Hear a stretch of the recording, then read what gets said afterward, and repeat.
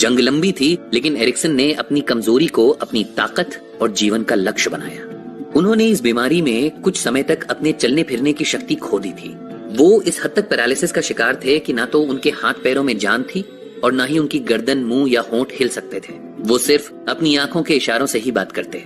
घर में माता, पिता, 7 बहनें और भाई थे और एरिक्सन की देखभाल के लिए एक नर्स भी। सबके साथ रहने के बाद भी उनके लिए ये समय बेहद मुश्किल और चुनौतीपूर्ण था। जब भी एरिक्सन लोगों को बोलते और एक दूसरे के साथ हंसते खेलते देखते तो उन्हें अपने ना बोल पाने का दुख और अफसोस होता। लेकिन इन सब के पीछे एक बात छिपी थी। वो क्या थी, इसका पता एक दिन उन्हें अचानक से चला जब उन्होंने अपनी बहनों को आपस में बात करते सुना।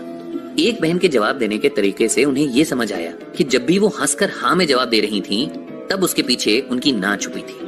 एरिक्सन को यह पहली बार लगा कि लोग जो बोलते हैं और जो कुछ वो नहीं बोल पाते, वो भी उनके हाव भाव, बैठने और खड़े होने के तरीके से आप समझ सकते हैं। इसके बाद उन्हें ये काम करने में मजा आने लगा। वो हर छोटी बड़ी बात को इसी नजरिए से देखने की कोशिश करते कि कैसे लोगों के शब्द और उनकी भावनाएं या मन का हाल कुछ और हो सकता है। वो इस हद तक इस विषय को समझने लगे थे कि अपनी बहनों की बातों में सामान्य तौर पर ना दिखने वाले फर्क को भी पहचान लेते। इसका फायदा भी था और नुकसान भी, क्योंकि एरिक्सन ये जान चुके थे कि उनके आसपास आने पर उनकी बहनें और परिवारजन असहज महसूस करने लगते हैं।